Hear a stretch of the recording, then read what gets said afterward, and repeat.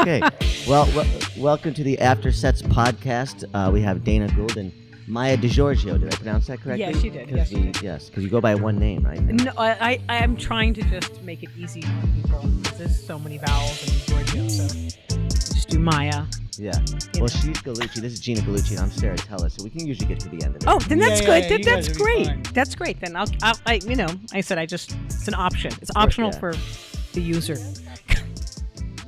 Yeah. I'm going by Eliza. Okay. Because actually, See how Eliza that Schlesinger works. went by just Eliza for a little bit. And it worked with her, so Yeah. I figured I'd do it as well. Yeah, do it. You get another question. So, did you start in New York, or are you a Boston guy? Boston. Okay, cool. And then did you live in New York for a while? I've never lived in New York. I Oh. used to go there a lot, but I never lived there. But I started 2 weeks out of high school. So I started when I was 17 in June of 1982. In Beantown. Yeah, at the Ding Ho. What was that like? Looking back on it, it's like you don't realize how insane it was. It was the Boston comedy scene in the 80s was lunacy. And it was, I've never done cocaine. I've never gotten high. I'm not religious or anything like that. I just never took to any of it. Yeah. I've seen more cocaine done than the Eagles roadie. Like, Right. It's just the Boston comedy scene in the 80s, people were paid in cocaine. And I worked a lot because I had a car Right. and I didn't do cocaine. Just a So they designated knew driver, yeah. I could get you to the gig and you didn't have to offer me drugs. Wow. And so I worked all the time. And that's kind of how I developed so quickly. Yeah, and without naming the dudes doing cocaine, but who were the big guys in Boston when you started? Who were the guys that you looked up to? Apart from the people that were, well, the big comedians in Boston at that time were Lenny Clark, Steve Sweeney, a guy named DJ Hazard. Oh, yeah, I know him. Dennis Leary was way back in the pack. Right. Like he wasn't. There was like the group above me was like Dennis Leary, Tony V, and then my group was like me, Tom Kenny, Dan Spencer, Bobcat Goldthwait was our friend who was right in front of us, and then behind me was like Bill Burr, Brian Kiley, people like. Well, no, Brian Kiley was a contemporary of mine, but like Bill Burr was behind me, Mark Maron was coming up behind me. These are a lot of smart comics too. Well, in these are the people that went on. There was a lot of other people that, That fell by the wayside. in and out of jail and Mm-hmm. And when you start too, there's a lot of people. When you Paula first Poundstone also. when you first start going to clubs, you're just amazed that someone can get up there and talk, and that it makes sense and like flows. Do you know what I'm talking about? When you first enter a club, you go, I can't believe this guy has a routine. Is there anyone back then that had just like a brilliant routine that you thought would be huge, and then you just didn't see him all of a sudden? Well, no, the reverse. It was like the week I started was the week Stephen Wright got the Tonight Show. Mm-hmm. And to see Stephen Wright live right when you're starting and you want to be a comedian is horrible. Because he's to me, like for what I love about comedy, he's as good as you can be. And it's like, I'm thinking of playing the guitar. Oh, come here, I take you to see this guy Hendrix. Yeah. He plays around here all the time. You watch him. And Yeah. you're like, I'm just going to go and destroy my guitar. Yeah, because with Stephen Wright, like you just don't see it coming. The punchlines. So how am I going to think that way? What am I going to do? Yeah, and that's really him. It's like you can't mock that up. No. That's just who he was, who he is. Yeah. And where'd you start, Maija? In New York. In New York. Yeah. Proper. And I think I told you earlier that I'm from Albany, New York, Yes. the capital, and that you should be bowing to me. Yes. And Did you outrank us?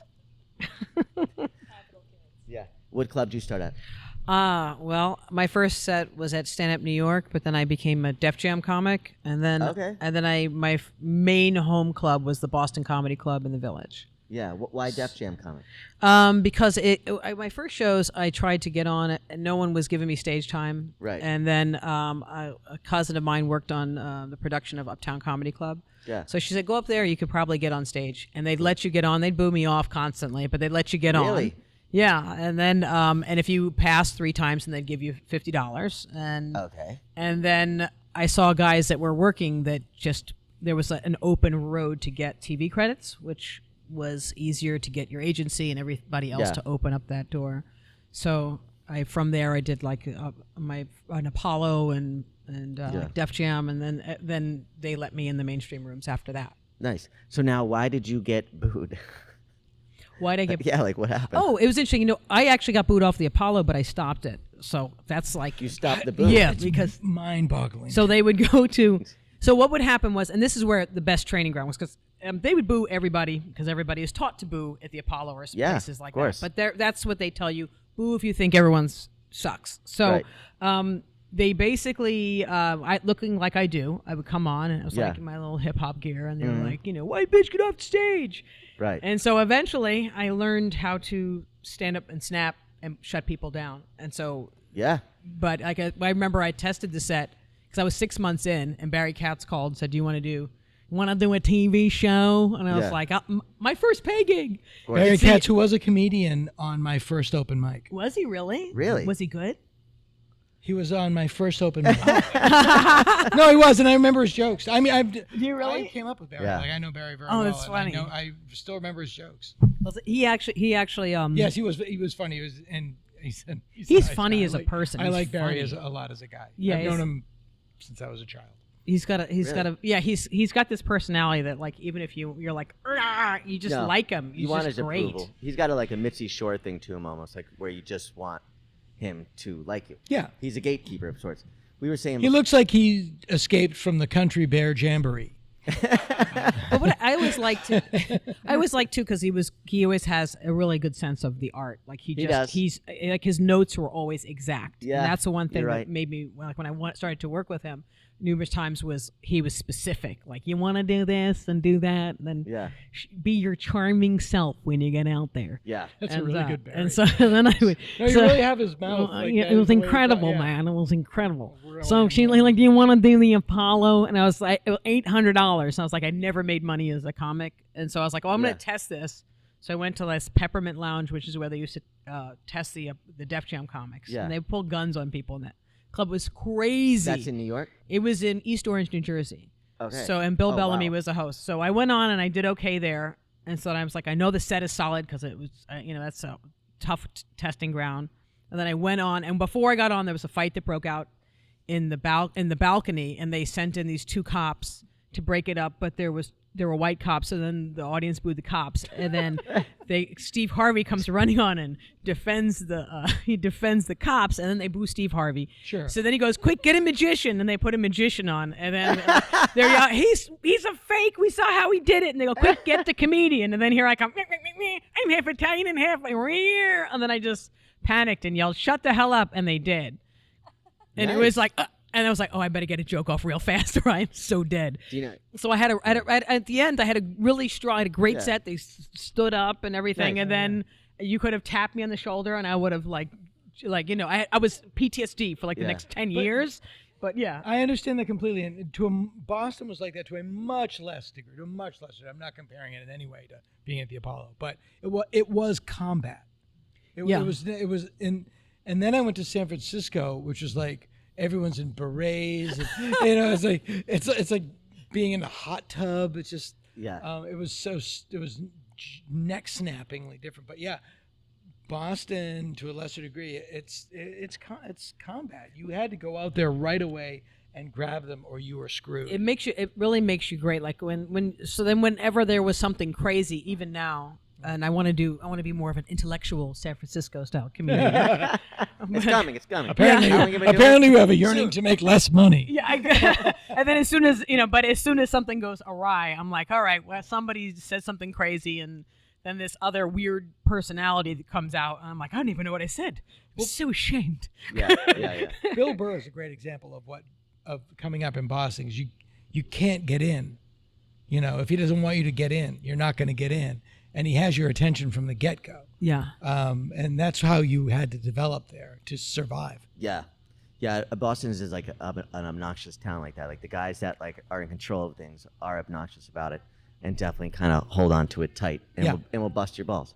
Yeah, because true. I was thinking with Boston too. Like it gets a bad rap as like a racist town, but I think what it most is that the townies get drunk, and they'll just be like, why can't I say the N-word? They say it. I'm talking about my friends. And they'll say it in front of their friends. You go, I don't feel like getting my ass kicked tonight.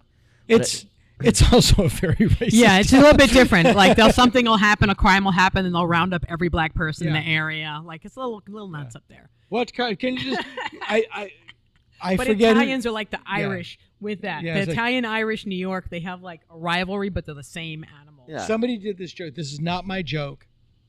I'm not taking credit for it, and I can't remember the name of the person who did it.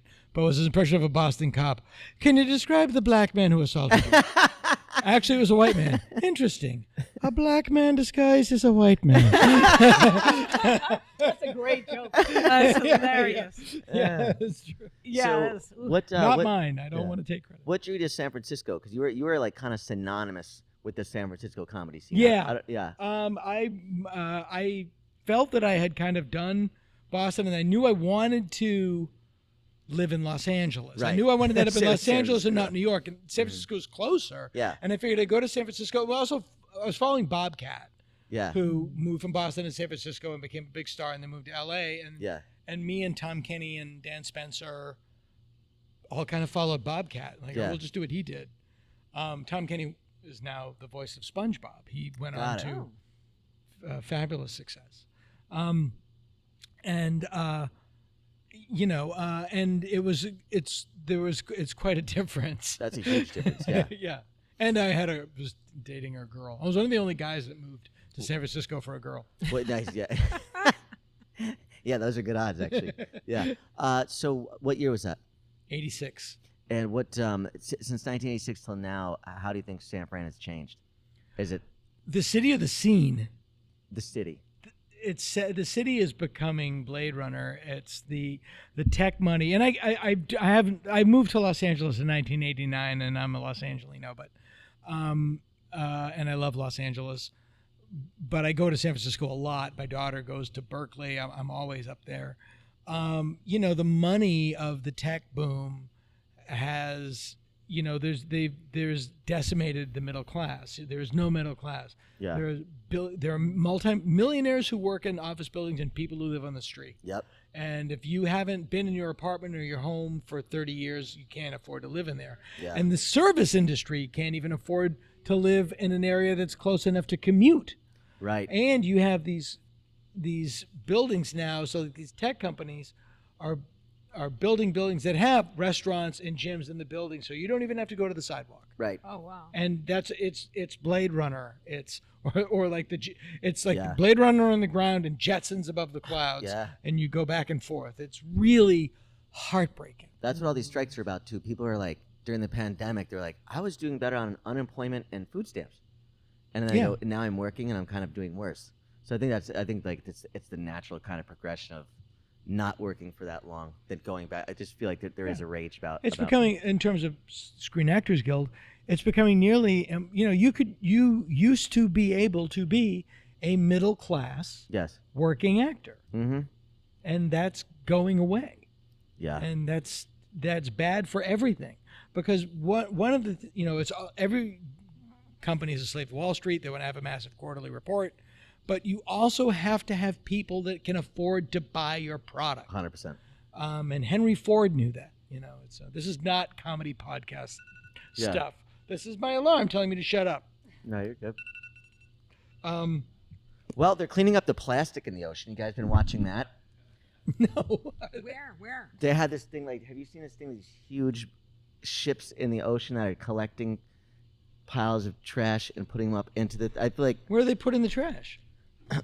They don't know yet. yeah, totally in the lakes and rivers and streams. Oh, good. Yeah. That's great. They're moving them out of the ocean and into the streams.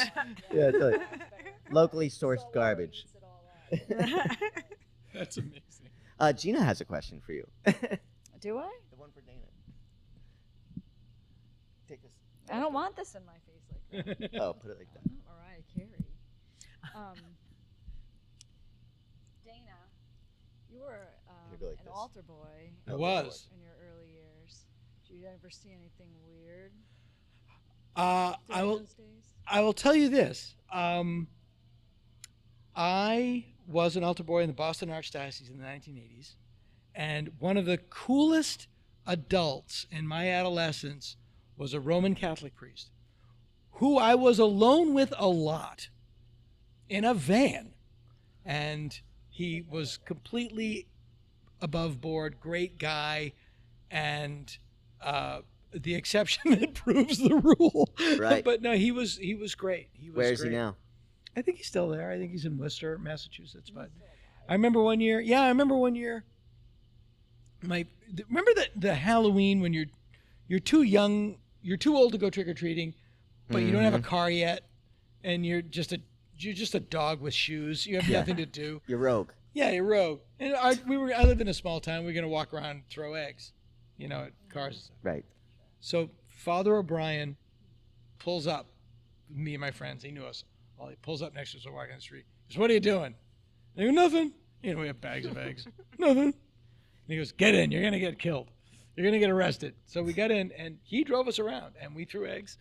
Nice. Oh my God, that's so cool. Yeah. That is like the best priest story ever. Yeah. No, it was great. I can't say enough good about him. Yeah. He's like, we got to have something to confess on Sunday. Yeah. But I do understand it's the exception that proves the rule. Yeah. Did it make you want to be a priest? Because my brother was an altar boy for a little bit. He's like, somebody brings you your food, and then they pour you your drink, and he's like, it's the life. You just sit there, and everybody does stuff. I got fired from being an altar boy because I was a lector, where you read. Yeah. And I lived in a very small town, and everyone knew I was funny. Like, it was that small of a town. Right. The funny person in school everybody knew was funny. Yeah. And I would go up and I would read, and I would not try to be funny. But the fact that I was playing it straight, people would laugh. And the more serious I tried to be, the more they would laugh. And then Father Riga pulled me in one day and went, "It's just not working out." Yeah, no, I was not unhappy. Yeah. Did you also work as an altar boy? No, I didn't. I didn't have any altar experience. I have 0 on my resume. Yeah. What do you think drove you to get on stage? My mother, but I wasn't supposed to be a comedian. I come from like a family of people that were singers and tap dancers and performers, and so. And they looked down on us? Well, she wouldn't have You're wanted from me. show folk. Yeah, I'm from show Yeah. folk. They Show wouldn't folk. mind the comedy, but some of the foul-mouthed hooligan. You go and sing a song. Go tap, do a number. Wow, No that's swearing. amazing. So, Yeah. but even when I was, Do even when I was little, I've always been working as a kid. Yeah, I So, could see that on stage. You had kind of I just watched your set really kind of for the first time tonight, and you have that kind of movement. I could see you coming from show folk. Yeah. You had a kind of a natural. Yeah, it was. You were natural up there. I It guess. was a lot. It was voice classes and dance classes. And Yeah, I could this see and that. And grew up in a tap studio, and everyone. Yeah. Your hours were like, I was never. They never came up with anything else for me to do career-wise. Right. So that was kind of like. Yeah. Now I'm like, so now what? I guess I go back to Yeah. comedy. And I heard you up there. You said this is your first time performing in the round. Yeah. Yeah. What did you think? Oh, it was great. Yeah, it was isn't it? fun. It makes you. It More makes you physical. not. Yeah, it makes you move. I'm Yeah. more comfortable in motion. Yeah, totally. Dana, do you like performing in the round? It's interesting. I was telling somebody that I saw Eddie Murphy in the round on the Delirious tour in '83, and by the end of the set, I realized that he was just doing a star. He was like doing a star outline. Oh, right. Oh wow. Yeah, and that's what I do here. You think it was anti-Semitic? No, it was 5 points. It was satanic. Okay. It was a pentagram. It's satanic. That's hilarious. But that's what I do. So I just copy him. Yeah. Yeah. Oh, up there on ours. Yeah. That's awesome. Yep. Yeah, very cool. Yeah. I'm gonna watch that next time that Yeah. you do this. It's just Okay. That's good advice. Yeah. That's an intense brain but because I'm I'd be not- like, where am I stepping? Yeah. But Good. I'm not all in leather like he was. Is that the blue leather? Yeah, it was was the a blue red leather. leather. He was wearing red leather on the special, but he had different. He wore blue on Delirious and red on Raw. No, red on Delirious and blue on Raw. Or was it? This Yeah. is no. Oh this yeah, like you're that. right. You're Yeah. right. Right. You're right. It was like And a blue I s- paisley. Yeah, and I saw the Delirious, but it was white. The suit that I saw was white, That's so awesome. This Yeah. is like that. and it was really funny. Yeah. It was summer of 1983. 83, and he was really funny. It was so much crazy charisma. And Yeah. Back then, it was hard to. I think I was telling you today, Gina. It was hard to find stand-up comedy to consume. Like people had like a VHS tape, Yeah. and you had like Andrew Dice Clay or Sam You Kinison. gotta go to Blockbuster. Yeah, Eddie Murphy. Yeah. And then you kind of, it was Right. all these wild people. And you go, well, I'm not that wild. I don't know if I can do this. And I saw, actually, I saw is Greg Fitzsimmons on Conan. Uh-huh. And then I saw him on Comedy Central. And I was like, I could maybe do something like that. Yeah, I could do something like that. Yeah. Yeah. I totally understand. Yeah. Yeah. It's interesting when you find all the different styles. Now, who are your people that you enjoy? I was always in like say Chappelle and Burr Yeah. and Patrice and Rich Voss. That was always kind of the guys Yeah. that kind of looked out for me and took me on, like Tony Woods. Oh, yeah. That group of Yeah, New I York, did it- the people that ended up in New York, whether they were Boston or DC, that became New York comics. Mm-hmm. Yeah, Dana, who's yours? From when I was about 14 years old, I wanted to be George Carlin. Yeah. My mother Yeah, took me too. to see him when I was Me too. 16, and I saw him about 24 times throughout my life. He was pissed off. He was just, I so just genetically related Yes. to him. Yes, me too. And then when I started to do comedy, and I kind of have been doing it for a while, I bought Albert Brooks's Comedy -1. And the way Albert Brooks, when he was doing stand-up, and he only did it for a very short amount of time, but the way he infused just telling a story with urgency and intensity was a huge influence on me. And I just kind of pushed those together. So like you're meaning like the childhood. Yeah, who 'Cause I was always a Cosby I know. person. It was always Cosby for Still? me. I as I've become older, I've gone more towards a Carlin prior to. Yeah. If you're going to look and study and listen and but I also had gotten some great stuff from Phyllis Diller as well. Oh, wow, yeah. So But the thing with Cosby is, at a certain point, you can't negate the importance of his work. Mm-hmm. Where do you separate? Charlie Chaplin also was not the most upright citizen. I haven't heard that. His prior- wife was 14. Oh, I didn't know that. Yeah. It was a different time, but 14. And Woody Allen, it's just like, maybe it's a generational thing, but for me, with it's Woody- it's like Picasso was a famous monster. Was he? Yeah. Huge, Yeah. famous monster. But you can't yeah. negate cubism. I mean, I think the same thing with even Pryor's formulas were still, when he started to find himself, he was still using a lot of the Cosby formulas. Yeah. There was for sure. there was so much of the joke structures that were coming through that. You know what Bill Cosby should do? He should cut off his ear. Yeah, it'd be fine. And just let you go. It says There's a lot we don't know about a lot of people, but I think that I recently was going through Cosby's albums, and the level of genius. I think he was probably the most influential voice on all of American comedy. Yeah, I mean, think, it's too. And I'm not defending him as a human being, but his imprint is too big on this art form to just go, sorry. Yeah, there's no doubt. because I'm sure there's a lot of comedians that are still working and are still doing the same. It's a shady business, And also It's like raping people. it's a shady. I'm sorry, it's a shady business, and it's like the amount of people that I feel it's kind of almost unfair in a way that all the people that probably should have gotten caught, they kept their mouth shut and was kind of like everybody focused completely on. It's like I said, nobody ever said, now that I've worked out all my emotional shit, I'm going to go into bars and beg strangers to love me. Yeah, exactly. Yeah, comedians have the most in common with strippers and all the performing arts, I think. I used to say it's stand-up comedy. It's like being a stripper, but without the dignity. Without the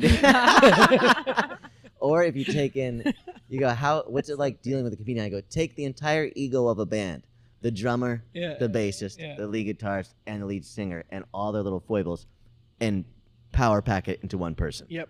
Yeah. I don't know. It's because people are like, oh, lead singer itis, and you hear about the things that they request, and they go, be like, the brown M&Ms and this and that. I go, that is nothing compared to what has been requested me by a comedian. Sure. Not even. Am I wrong? What do you It think? depends on the comedian, but yeah, there's. It does. Yeah. You But know do you know why the brown M? Do you know why the brown M&Ms are in the contract rider? Attention to detail. It proves that they read it. Right. Did you send me that today? No, I just happened to. I happen to know that. Because the point was almost like, fuck this kid. There was just so many important comics. Like when I first started, I did a documentary on comedy, and I got to. There were just people that were just incredible, like Robert Klein, that don't get spoken of often enough. Or actually, I was talking to Peter Boyle too. There's like there's all these people that are. You have Second City, and you don't realize like all these layers of what influenced American humor. Like my father was always a Sid Caesar show of shows, so I grew up on the Mel Brookses, and you're talking about the Woody Allens, and people get mad because I go back to reference things out of Woody Allen, and you just, I have You this. can't not. This is my diet. I'm Yeah. like, okay, anything he did before he married that lady, I won't watch. Everything else, before he married the kid, his daughter, Yeah.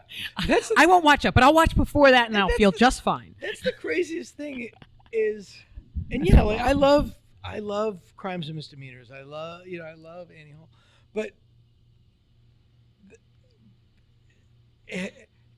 the thing that people who defend him about the accusations that came from Mia's daughter, the younger, like, they don't discount the thing that nobody argues about. That he married his wife's adopted daughter is risible. It's like, no, we don't even have to get to there. Here's the list of women that he shouldn't have sex with. It's that one person, your wife's daughter. Anybody else you can do. The one thing you couldn't do. Yeah. Right. And then you saw Blue Jasmine, and you go, Yeah. this is a great movie. Yeah. Oh, I never saw that. Blue Jasmine, the one with Dice and Yeah. I never saw it. oh, really? Oh, you just don't watch him at all? No, I just haven't. I mean, he makes one every year. It's hard to keep up. That's one I like the most. And I feel Really? like You like that one the most? Very much. Oh, I'll have to watch it. Yeah. And A Night in Paris, I hear, is great. Yeah, you haven't seen that? I've never seen Are it. you joking? No, I'm not. Really? No, I'll watch it. That is actually the only movie I went back to the next day Okay. and was like, I want to see that again. Well, that and Tropic Thunder. But I was breaking up with my ex-fiance at the time, and I remember just needing to laugh. It was actually in Boston. I worked on Tropic Thunder. Doing what? Just punch up.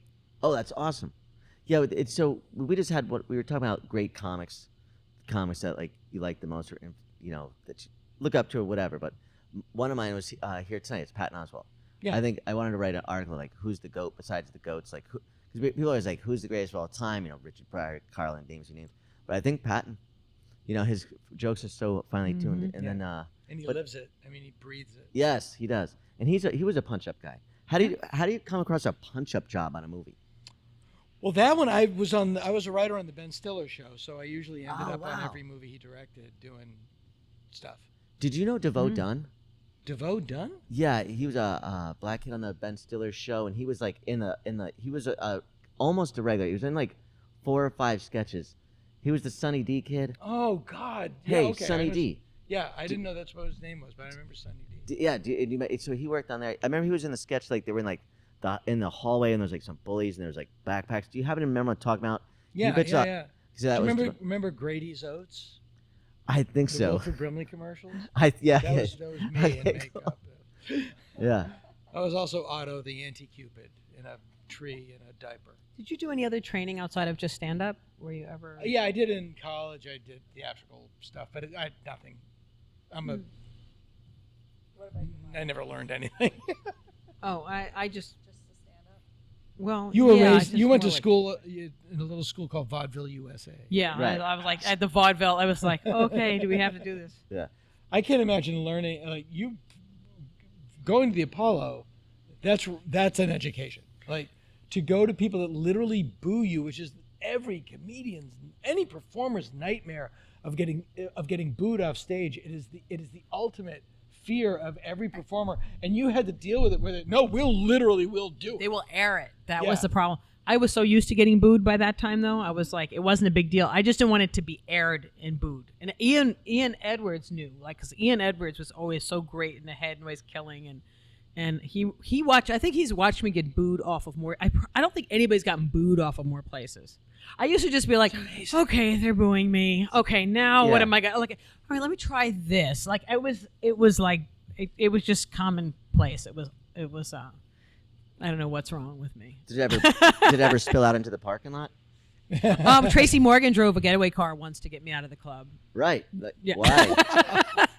Get in the car. That's Get in when the you know car. shit's serious. Let's go. Let's get in the car. It's like, oh my god, really? They're gonna kill me. I was like, oh, that went badly, huh? I remember being in London at the Comedy Store in London, and they like to heckle, but like in Boston, like coming here in Boston, like I would just go right to the atom bomb. Like I would just and to them that was like they loved it. You were like a genius. Yeah. But the dumbest heckler comebacks. Yeah. It's like. What did that mean? You go back to the atom bomb. I would go right to like. The heart of your act. Yeah. No. I would go right to like the worst possible thing. I don't blame you. I blame your parents. Oh, got it. It's like, I if cut a only little- your yeah. mother had the dignity to Yeah. pull her Yeah. uterus out when she saw. Like, I would go right. Yeah, I know. I go like multi-generational. That's and really, multi-generational. I was like, oh, I could be vicious, but I never multi-generationally rip No, someone. I go right to this. Wow, that's. Yeah, you got to learn the line, and there's only one way to do it. It's like, what are you allowed to say? Because one comedian can say something, and the crowd takes it totally serious, and the next person can say it, and they don't. So you do have, when you're doing crowd work, you do have to figure out where you can go, and if the crowd know that you're still joking or looking for that, you're not looking for a fight in the parking lot. Basically. The best I ever saw, because just watching Rich Voss constant, I remember I used to bomb, and Voss would go on, and he'd come into a black comedy room and stand on stage as Jews. We're so superior, and the room would just fall out laughing. Totally. Like, he has this magic ability to be able to. So I remember too when I don't know, age myself, when Bill and Patrice first started coming down from Boston, and it was really Voss that really trained everybody. Yeah. I didn't know that. Like Voss, and weirdly Wanda Sykes. Oh yeah. Sure. Wanda is you do not want to do something embarrassing in front of Wanda, because you won't live it down. She would destroy you for hours. And she always comes off so proper and intelligent, but when it comes to destroying someone, you just don't even let Wanda know. Those don't tell Wanda. I remember going to the Comedy Store in the 80s and to see Kennison when he would go on last, and that was like seeing heavy metal for the first time. It was just like you didn't know that people could do that. And he would and he did this. I'm assuming you can swear on this. Yes, of course. He would do this. He was like, some guy was trying to heckle him, and I remember him just going like, your mom told me to say hi to you. I think that's what she said. I couldn't understand her. She was gargling on my cum, but I think it was like. Oh my god! No, I know it was just. That is such a crack up. And then he goes, I was seeing your mother. She was giving me a list of your family's sacred dead because I needed something to wipe my ass with. Sacred dead. Man, he was like, Jesus Christ. Because he's a preacher. He's pulling it down from. Oh yeah. He's wow. got. That wasn't human. Most about him when he was talking about they show the commercials of the people where there's no food and they show them with the Move. eyes over. Move where the fucking food is. Yeah. Move where the food I have to tell you, that's what the Dangerfield. That's another person that's just. Yeah. What he did. And he made Sam. He made so many great. Yeah. If you go through that library, it's just. Well, he has things that people just say, like cliche sayings. It's actually some of them. Those are his jokes. Yeah. Like the other day, I went to a fight and a hockey game broke out. Yeah. Yeah. Like, That's all just Dangerfield's old jokes. And there's other things out there too. Things you wouldn't know that you go, oh well, it's like it's almost philosophical, because it's so quick. It's so like economical with his words. Yeah. There's a really funny story in 1974. So this story probably was 1973. Dustin Hoffman played Lenny Bruce in the movie version of the Broadway show Lenny, and Right. I think I just Bob- saw it for the film, first and time. then- Bob made a film. Fosse directed it. Yes. I think. Yeah. Yeah. he did. And he followed Dangerfield around, and like somebody said, might have been Richard Belzer, said he was just hanging in front of Catch a Rising Star, and Rodney Dangerfield comes out with Dustin Hoffman behind him, and Dangerfield just goes, I don't know, kid. I don't know what I'm going to tell you. You're not funny. You can watch me all night long for the rest of your life. It's not going to make you funny. So funny. Wow. That was a great movie though. That was just on Amazon Prime, I think. Have you watched it? Oh yeah. Yeah, I enjoyed it. Did Yeah. you like it? Yeah, it's not Lenny Bruce, but it's a good story. Right. It was beautifully shot. Yeah. I love the style of. I thought so love too. the look. I was Yeah. pleasantly surprised because of this. This is gonna suck. Yeah. And I turned on and it didn't. The thing you forget about Lenny Bruce, though, that he is like, before he became a martyr, he was funny. Yes. He was really a great nightclub comedian. He was really funny. Yeah, and also heroin doesn't know you're famous. And yeah, Do you know what I'm you know saying? the great joke about, because there's this Chinese restaurant my wife and I used to go to all the time in the Upper West Side. We go in there all the time, and I go in there alone the other night, and the waiter goes, "Oh, Mr. Bruce, where your wife? She's such a great girl. You lucky man. She's such a great girl. We got divorced. You better off." Like, that'd be funny today. Yeah, You know, it's totally. 1964. Because it is the truth. That's what you go through after a breakup. All right. Well, where can we find you to? Home addresses. Yeah. I'm on. I know. I'm my social media is $1 Million Maija. I know I should update it to $1 billion, but Yeah. I don't want to reach. Right. Just keeping it humble. Yeah, I'll take Keep it anything. humble. Keep it humble. Yeah, I'm Dana Gould on everything, and the thing I'm plugging is I have a show on YouTube called Hanging with Dr. Z that I'm very proud of. And what is that about? It's a show that happened in the pandemic that my guy shared an office with on the Ben Stiller show, and I came up with. And you've heard of it before. It's what if Dr. Zaius from Planet of the Apes had a talk show in the 70s? And that's what it is. Very cool. All right. Very cool. Well, Thank you. And this is Gina Gallucci. You can just find her sitting next to me on this couch. Okay, awesome. Thank you. Thank you. Are you from the East Coast? I'm from Albany. We went to high school. Oh, you're kidding me. Yeah. Oh, wow. Aw. I took her to my senior prom. She doesn't like when people tell her that. Do you and you live out here now? Vegas. You live in Vegas. What do you do in Vegas? I work in the concert industry. Oh, good for you. Yeah, she's toured with a bunch of people. Who you toured with? Well, last summer, Gaga. Oh, wow. okay. Yeah, I brought her all around. Do you work the for world. like Live Nation or something? Or? No, I work directly for the artists when last year I worked directly for Oh, wow. Oh, that's fantastic. John. I worked for. Are we Oh, still that's going, Chase? We should still keep going. Okay, so she worked for Lady Gaga. She worked for David Copperfield for a little while. A long time ago. Uh-huh. I can't get away from that face. I was in Burbank Airport. It's No, such a you can't. big I have a advertise. I'm like, I have a friend who has a poster restoration company out in the valley. He has two clients, basically. The American Film Institute, he restores old movie posters, and David Copperfield. And he restores all of David's old magic posters. And he has like a 20-person staff of artists and restorers, and it's Copperfield. The Keeps wealth going. behind that guy. in his Should have Crazy Warehouse. Should have been a magician. crazy warehouse Yeah. in Las Vegas. That's the scariest place on earth. Yeah. I could not stand being in there. It was the weirdest vibe, the weirdest feeling, and I just every time I was in there, I was like, I just can't wait for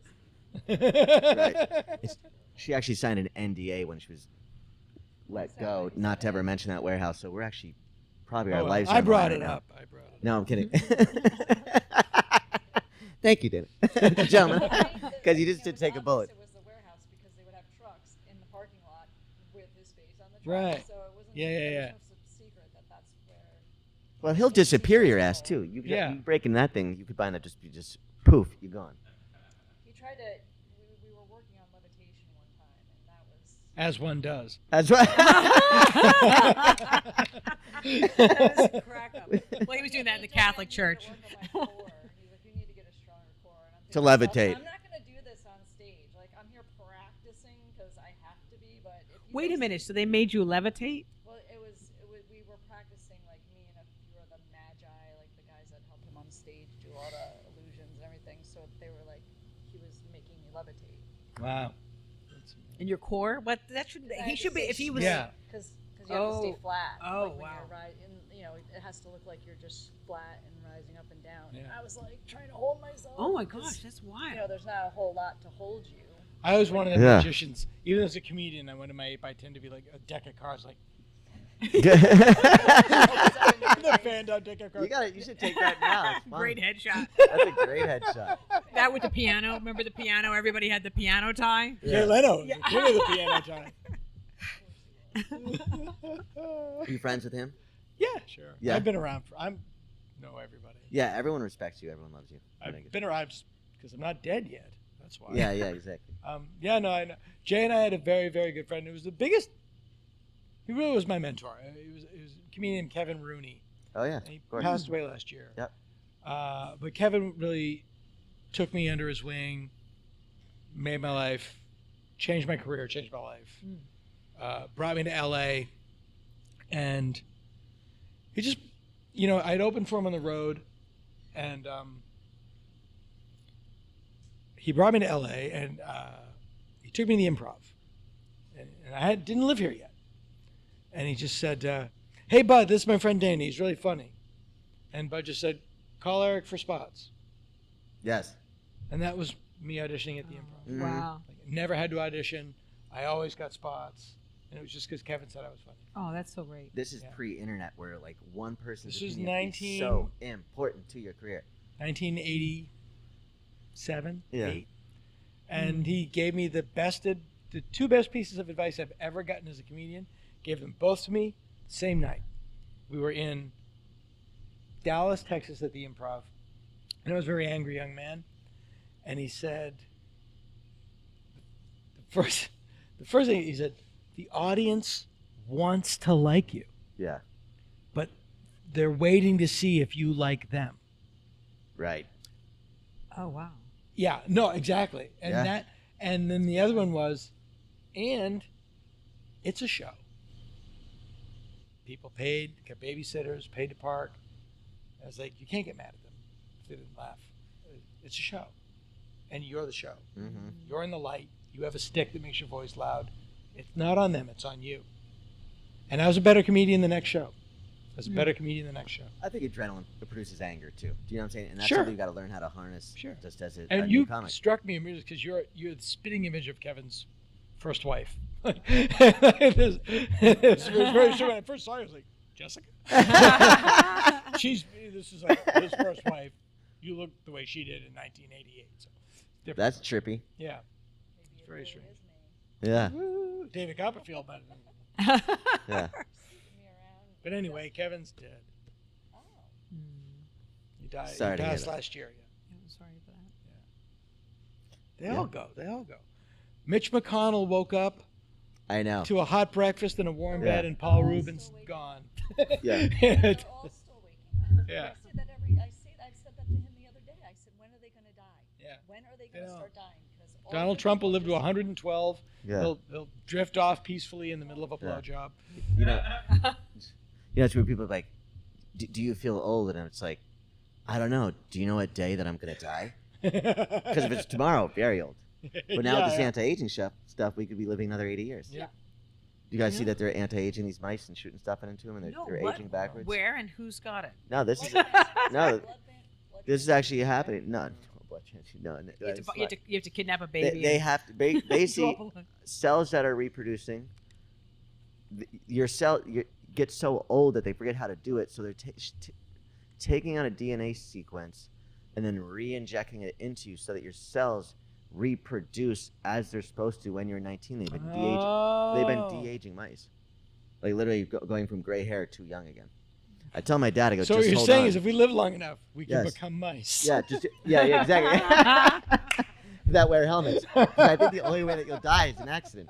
So if you're immortal and they can reduce your cells, I think people will start wearing football helmets around. Like, fuck Sure. it, I'm gonna risk it. I'm not gonna risk this immortality by getting hit in the head with a cement bucket or something. I don't know. Crazy.